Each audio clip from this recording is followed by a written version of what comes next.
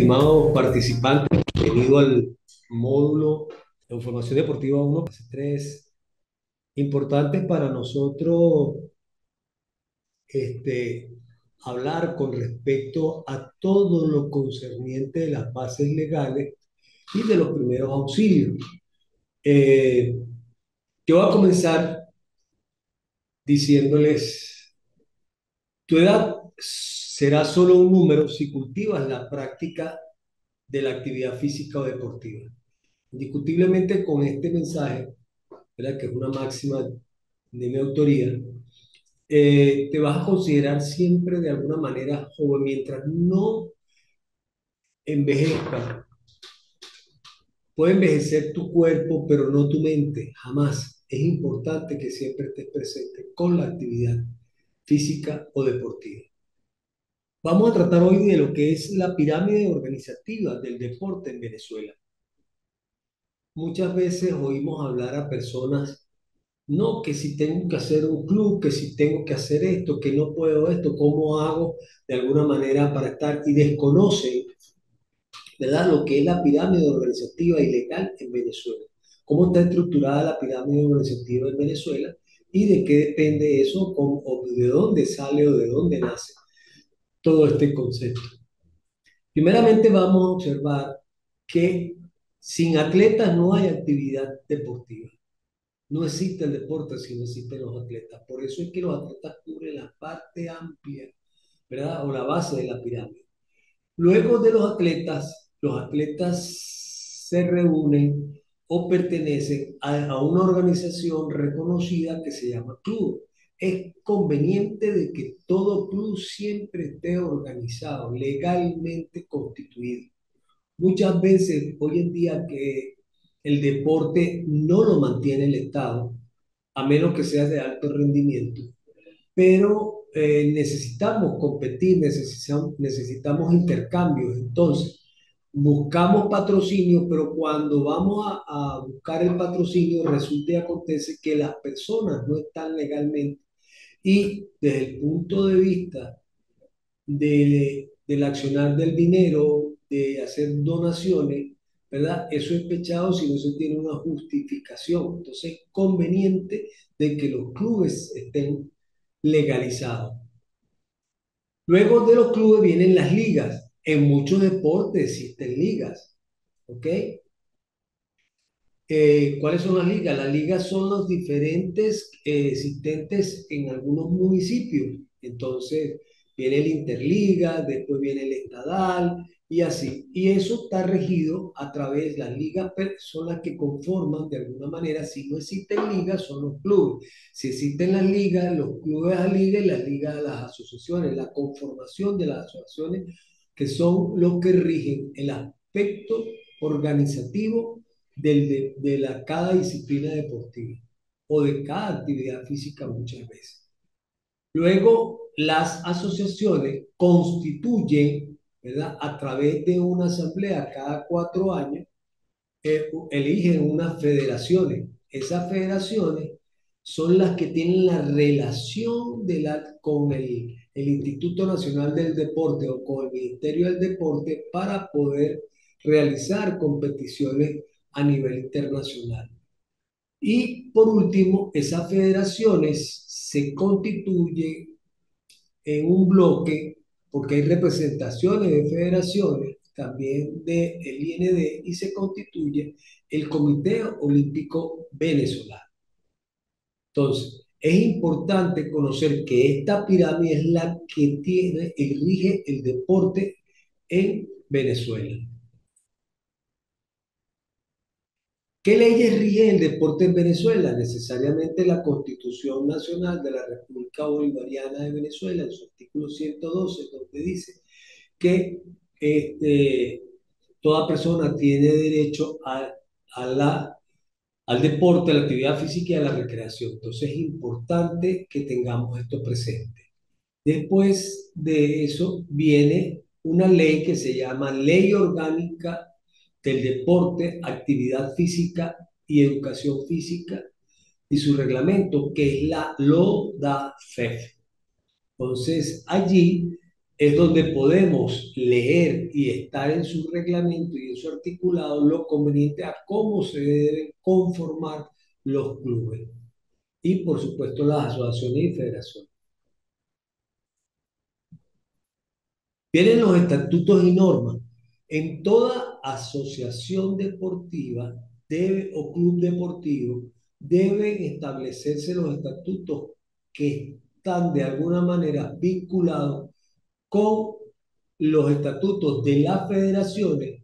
Las asociaciones están a su vez con estatutos que dividen la federación que no vayan en contra, las ligas incluidas a las asociaciones y los atletas simplemente se apegan a lo que dicen los estatutos y normas establecidos en cada una de las actividades físicas o disciplinas deportivas.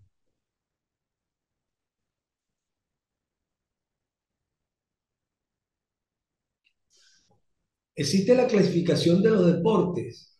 Tenemos clasificación de deportes de arte competitivo, ¿verdad? Ejemplo, la cata, ahí tenemos una foto de Antonio Díaz, ¿verdad?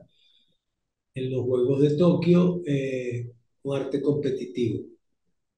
También en la gimnasia rítmica, ¿verdad? En la modalidad de lazo o cinta, perdón, es la que está acá. Tenemos también el tiro con arco y tenemos lo que se conoce como gimnasia acuática, que es lo correspondiente anteriormente a nado sincronizado. Tenemos los deportes con pelotas. Aquí tenemos el voleibol, el fútbol, ¿verdad? El baloncesto, el handball, el balonmano,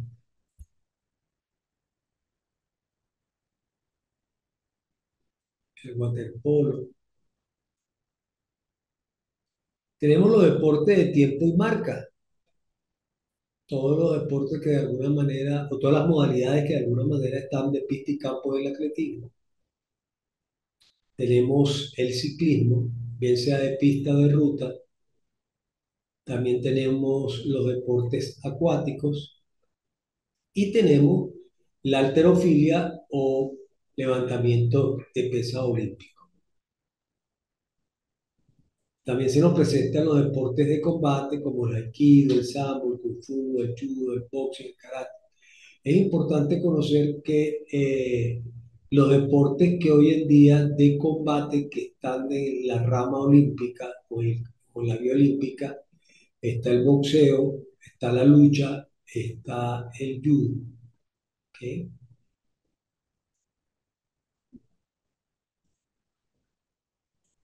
¿Cómo se clasifican los deportes en individuales? ¿Cuáles podemos decir individuales? Bueno, la pesa, el tenis, el handball, el patinaje, el ciclismo, el boxeo.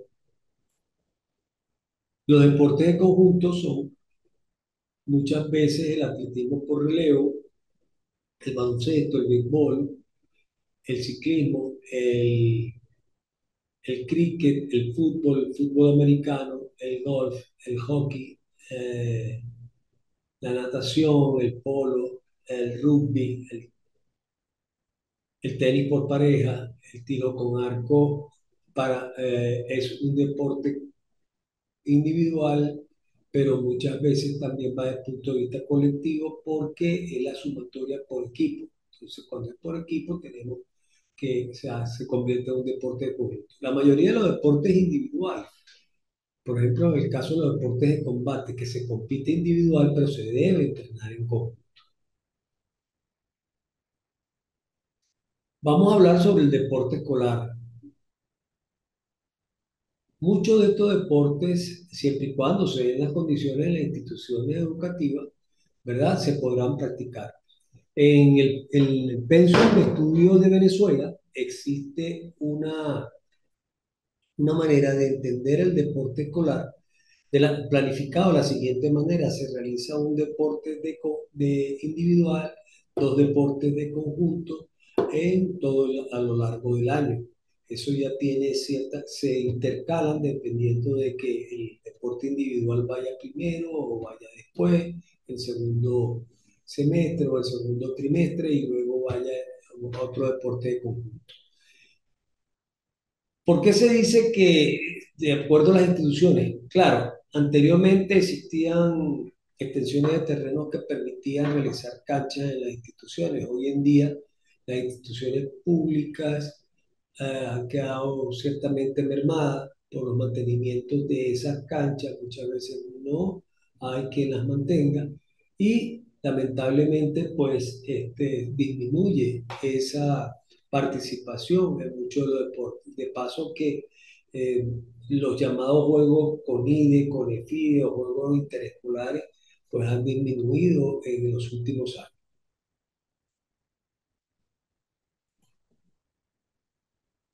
Acciones importantes de los deportes escolares. El voleibol, por ejemplo, en las acciones del voleibol tenemos el saque.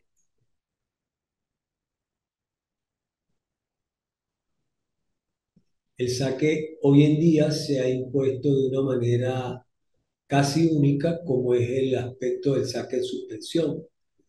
Se practicaba hace mucho tiempo el saque por debajo o el saque de arriba sin suspensión. Una vez que eh, fueron progresando y el efecto que produce en el salto y el ganar, si se quiere, unos cuantos metros en el salto para pagarle a la pelota con gran fuerza, eso ha ayudado a que se mantenga el saque en suspensión. También tenemos en el voleibol la macheta, que es una de las formas de recepción que tiene con los brazos extendidos, las muñecas van pegadas y se debe pegar en esta zona delantera.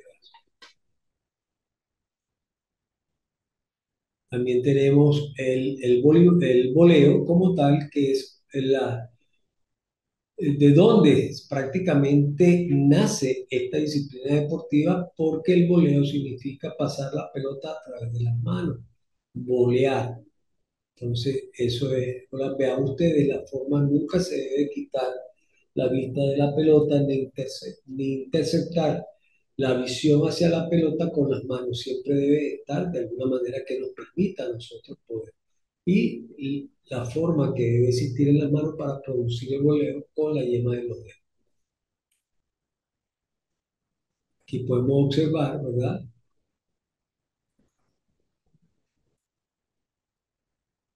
Podemos observar una finta que es una de las acciones importantes del voleo. Voy a intentar o volear o rematar y resulta ser que no se hace ninguna de las dos.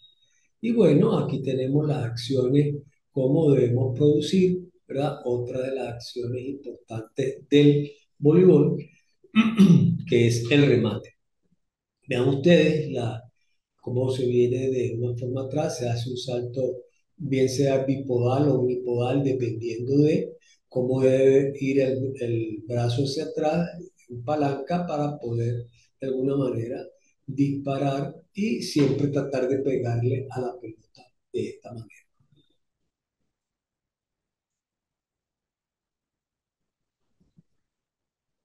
Tenemos acá el baloncesto, cómo se debe realizar el dribbling, conocido como el rebote que se le debe hacer a la pelota, ¿verdad? Siempre se debe llevar en la falange delantera, nunca en la palma de la mano, para que no quitarle este rebote al pegarla al suelo al balón. Entonces, eso se llama rebote o drible. Aquí tenemos los lanzamientos producidos, bien sea en suspensión, ¿ok? O se puede hacer realizar simplemente una posición normal, flexionando la rodilla y lanzando.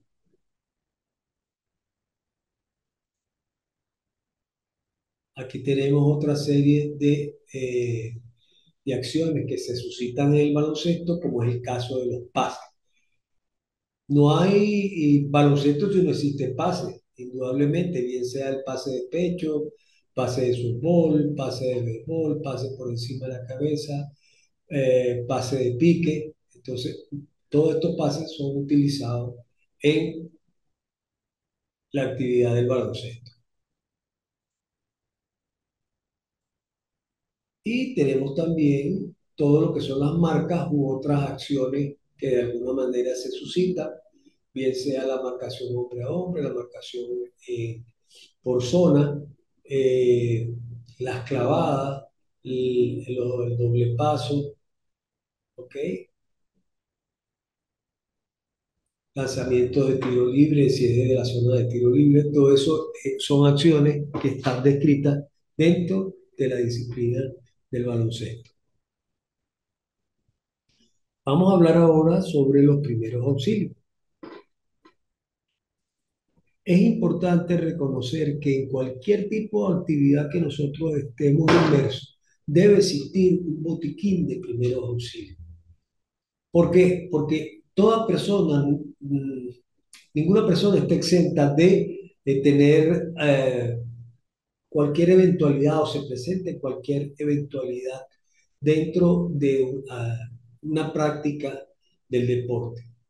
Entonces es conveniente siempre realizar o tener un botiquín de primeros auxilios donde esté agua oxigenada, alcohol, eh, algodón, una tijerita, las gasas, curitas, adhesivo, ¿verdad? Con respecto a todo lo que es la parte medicamentosa, es importante siempre preguntarle a la persona si es alérgica a la toma de X o Y medicina, porque si esa persona es alérgica, le puede producir un daño mayor y entonces, ¿qué sucede? Que nos veremos en problemas. Por eso es necesario preguntarle a la persona si es alérgica. Hay personas que son alérgicas al betadine, que es una de las formas de limpiar, parte antiséptica. Entonces, es conveniente preguntarle si es alérgico o no. Otra de las cosas es que la persona cuando le da un desmayo, buscamos, no, yo tengo un caramelo y le damos un caramelo, no, yo tengo un sobrecito de azúcar y le damos azúcar. Señores, no es conveniente hacer este tipo de ayuda, porque no sabemos si esa persona eh, es hiperinsulínica, es una persona diabética, si lo que tiene es un coma diabético, múltiples cosas, y usted le da simplemente porque le dio un devaneo, ¿verdad? Usted le va a aplicar, ¿no? Es preferible coger un poquito de alcohol y ponerse a oler y listo, ya está. Anteriormente se hacía con Corne Ciervo, eso hoy en día sí se utiliza, pero cuesta conseguirlo en la farmacia. Las, las nuevas generaciones no conocen de este tipo de cosas. Bueno, aquí tienen ustedes el botiquín, ¿verdad? Tienen las curitas, las tijeras, las pinzas, una linterna, siempre es conveniente, un termómetro, una mascarilla, alcohol, vendas, alfileres, adhesivos, guantes, ¿ok? Gasas. Y bueno, si la persona puede tomar aspirina, puede tomarse algún antipirético, entonces de alguna manera pues hay que preguntarle siempre para poder hacerlo. Vean ustedes, también es necesario después de esto pues llevarlo a un CDI en vista de si la persona no logra recuperarse o dependiendo de la actividad, de la gravedad o de lo que haya ocurrido ahí o del evento, de la eventualidad, pues para que sea asistido o que, por atención primaria, bien sea a través de los bomberos, ¿ok? O algún CDI.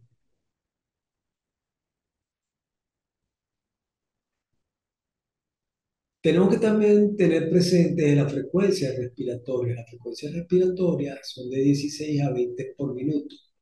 Se alteran, estas sufren alteraciones a través de la fiebre. Recuerden que cuando hay fiebre hay subida de temperatura. Entonces, es conveniente, de verdad, siempre estar presente en esto, tener un termómetro, colocarlo debajo de la lengua y de esa manera poder leer dónde está la parte de mercurio, lo rojo, para poder nosotros, después de eh, 38,5, que es ya casi se encuentra para entrar a una calentura, ¿verdad? Es conveniente. Si una persona tiene por encima de 39, ya sí es conveniente que se le aplique cualquier tipo de, bien sea baño frío, eh, o aplicarle algún antipirético para que pueda bajar la fiebre. Igualmente, hay que preguntar siempre si la persona es alérgica o no a X medicamento. Enfermedades pulmonares crónicas tienden a dar también una alteración de la frecuencia respiratoria. El ejercicio intenso también. Simplemente usted va caminando por una calle y le sale un perro y usted sale a correr, olvídese que la frecuencia respiratoria va a estar en 500.000. ¿Por qué? Porque es lógico que eso se presente de esta manera por la alteración. Y también tenemos enfermedades metabólicas que pueden estar presentes en la frecuencia respiratoria. Frecuencia cardíaca.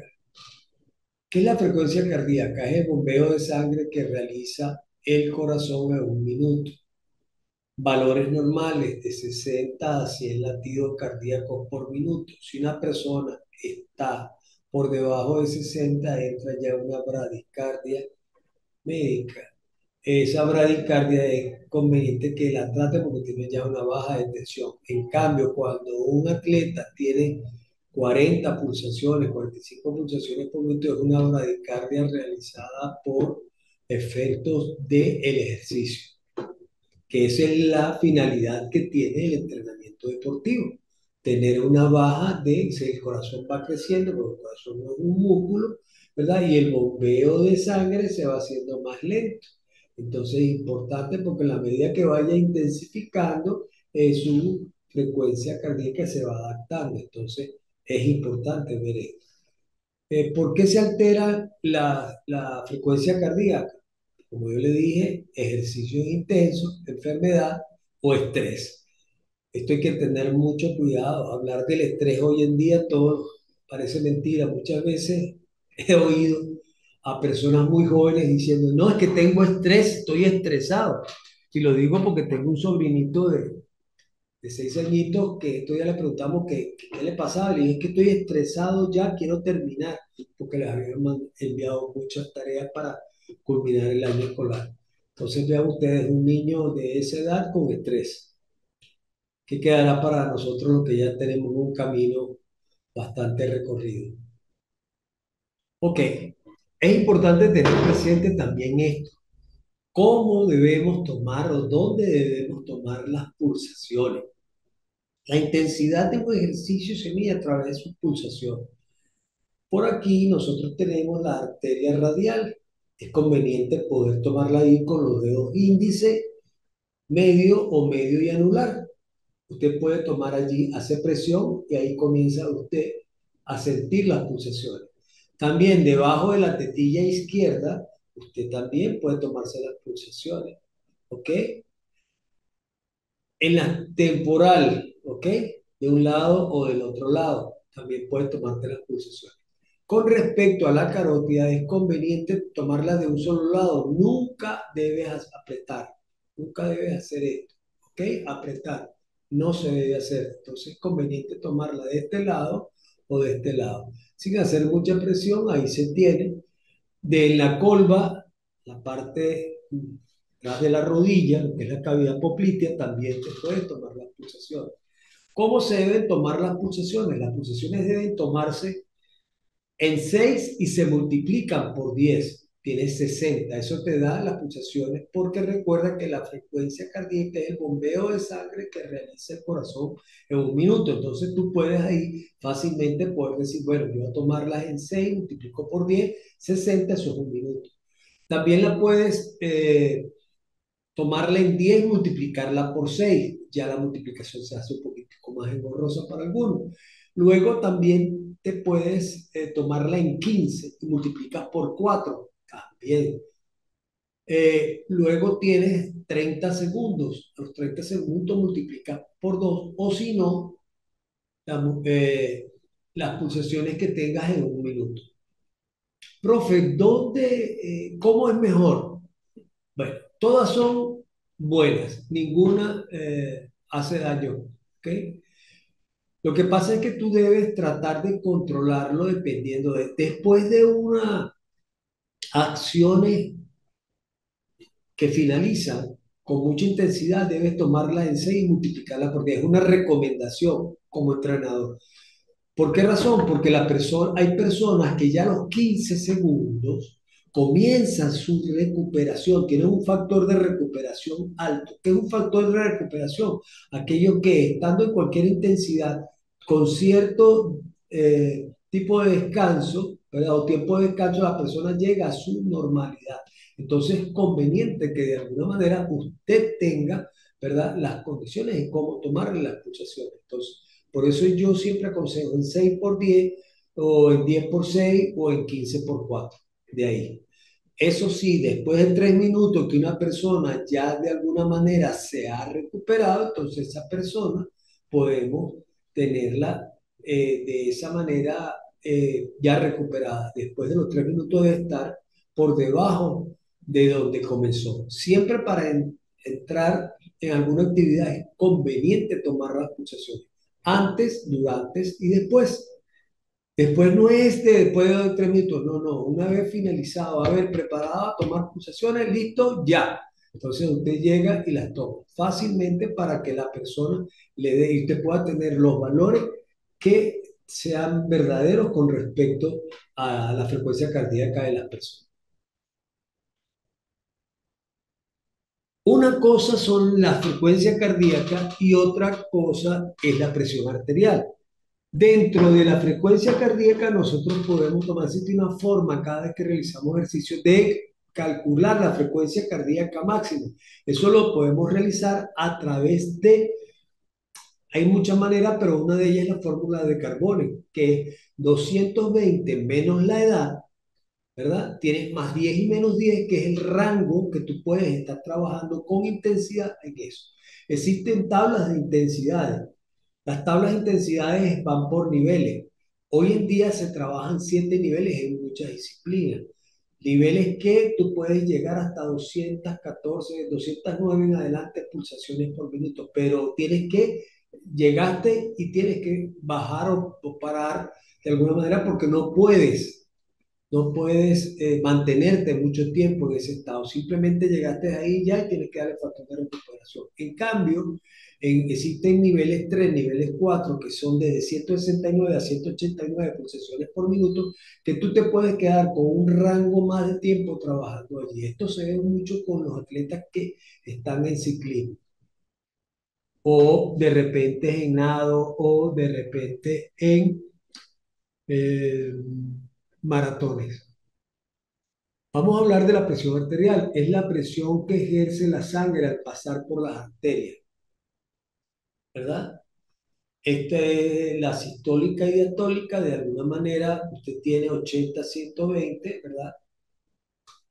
Milímetros de Hg, que quiere decir que todo esto es lo que usted presenta cuando usted le está tomando la, mm, la presión arterial, ¿ok? Ahí les determina de acuerdo a un tensiómetro, le va a determinar si usted tiene, si está normal, si está por debajo, si está alterado o de alguna manera pues está poniendo sobre aviso de una posible eh, eh, hipertensión arterial. La temperatura, otra de las indicaciones que el calor corporal que irradia el organismo debe estar entre 36 a 37 grados. Cuando hablamos de la fiebre, yo le dije a ustedes que con un termómetro después de 38,5 ya comienza a tener una transformación de esa temperatura y es conveniente ponerle el ojito, ¿verdad? Entonces, saben que la temperatura de 36 a 37 grados centígrados es una temperatura normal. Alteraciones por enfermedades infecciosas. Si existe una infección, necesariamente pues hay una subida de temperatura. Una ingesta de alimentos extremadamente grande también puede producir el estrés, del cual ya hablamos ahorita, ¿verdad? Existe demasiada producción de cortisol, comienza de alguna manera a endurecerse ciertas partes de nuestro cuerpo y eso ya usted con esas tensiones usted puede decir que estás estresado. O también puede existir otras enfermedades metabólicas.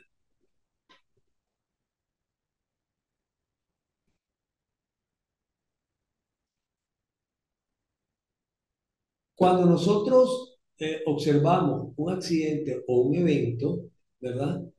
Tenemos que, según lo que las normas de primeros auxilios, tenemos que buscar respuesta en la persona, acercarnos a él, ¿verdad? Y preguntarle, ¿me escucha? ¿Está bien?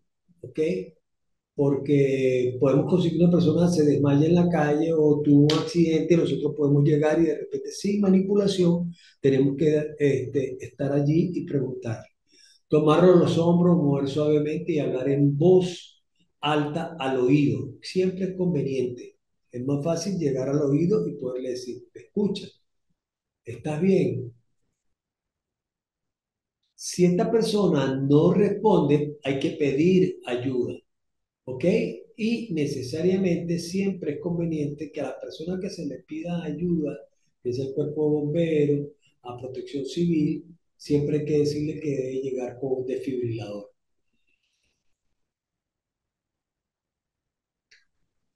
Para todo evento o accidente existe el ABC. Uno es la vía aérea, B, la ventilación y C, la circulación. La, abra la vía aérea quiere decir que nosotros tenemos que el mentón, echarlo hacia atrás para que la persona quede en línea recta, ¿verdad? Con el pecho.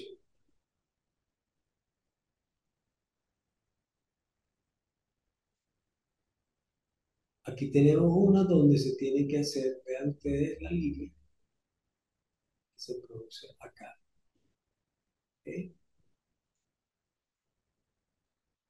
Buscar ventilación. Siempre es conveniente, observamos acá, mirar el movimiento del tórax mientras mi oído está cerca de la persona. Escuchar la respiración, si se escucha la respiración, y sienta el aire exhalado. Es muy importante tener esto. Entonces, vean ustedes el triángulo que se establece acá, la mirada de la persona al plexo solar, ¿verdad? Al tórax y su exhalación. Tenemos que tomar pulsos, vean ustedes en la arteria radial o en la carótida, cómo debemos de alguna manera hacer la toma correspondiente. También podemos hacer el RCP, que es la reanimación cardiopulmonar. Es importante, ¿verdad? El cruce que nosotros tenemos que hacer, ¿verdad? El cruce que tenemos que hacer y de esta manera hacer presión en el tórax. Aquí tienen una recomendación, como es mantener los codos estirados, coloca los hombros directamente encima de sus manos, con el peso de la parte superior de tu cuerpo, presiona el pecho hacia abajo unas 2 pulgadas o 5 centímetros y presiona el pecho con firmeza a un ritmo de 100 a 120 compresiones por minuto. O sea, tienes que darle muy rápido para que la persona, ¿verdad?, pueda volver en sí. También existe la respiración boca a boca. Es conveniente que se haga una toma, ¿verdad? Se toma las fosas nasales, se abre la boca y se sopla ahí. Cubrir firmemente con la boca a boca a la persona afectada, cerrar la nariz apretando con los dedos, mantener la barbilla levantada y la cabeza inclinada, dar 2 insuflaciones, cada insuflación debe tomar alrededor de un segundo y hacer que el pecho se levante. Y tenemos el RCP en niños, ¿verdad? Diferente al de los adultos, pero también podemos, no está de más también hacerlo de la forma anterior.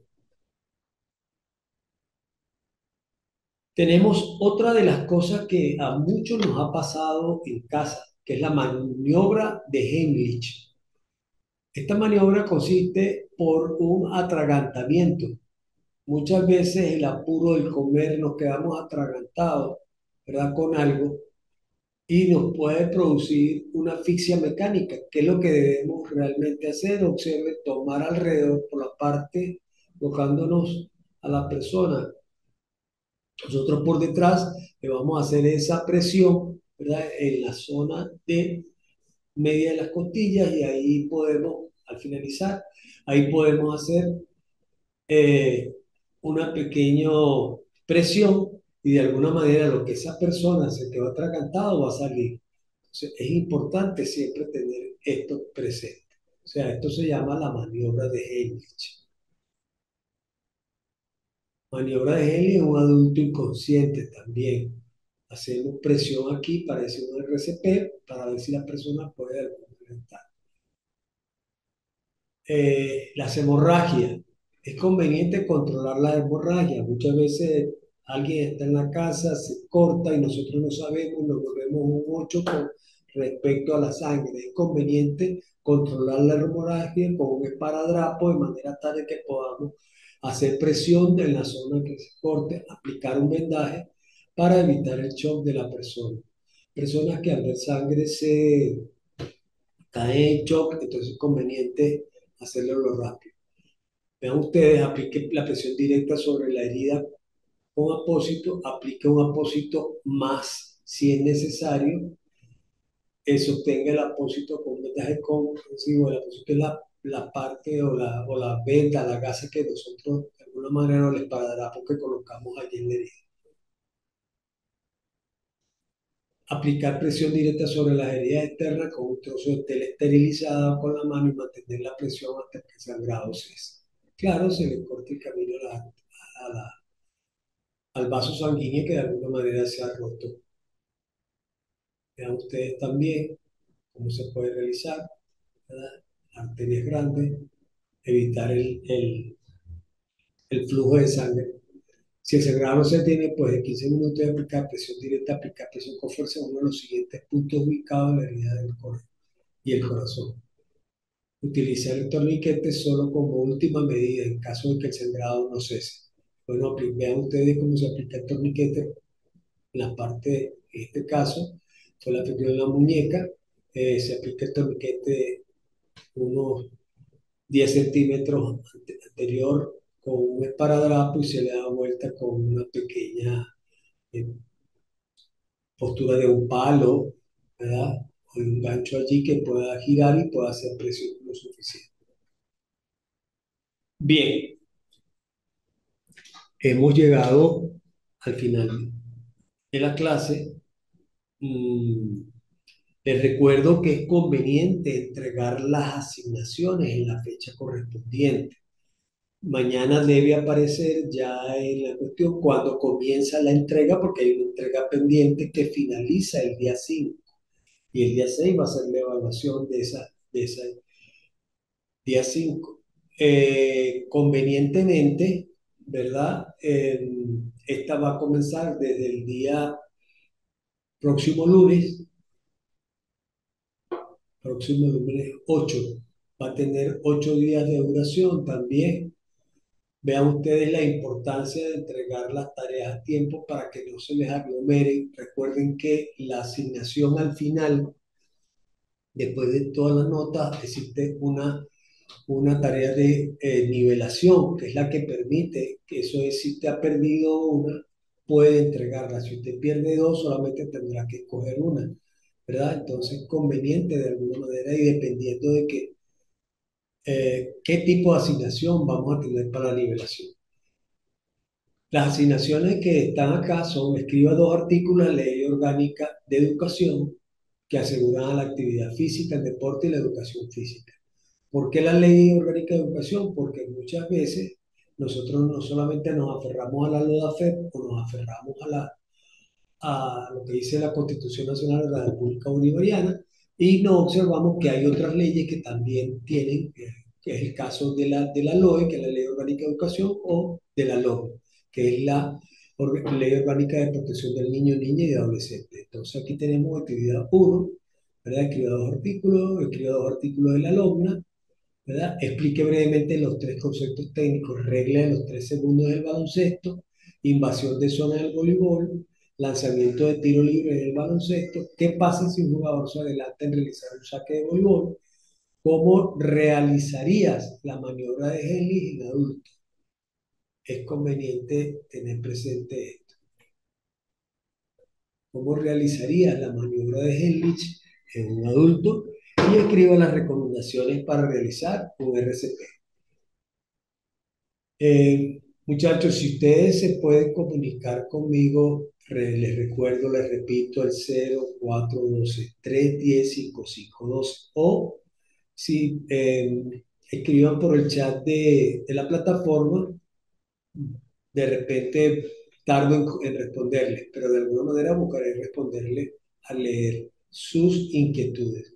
Así que buenas tardes, espero que le haya sido muy gustosa esta clase, que tiene mucho que ver con las cosas que nos suceden a diario y el material que sea de su mejor provecho.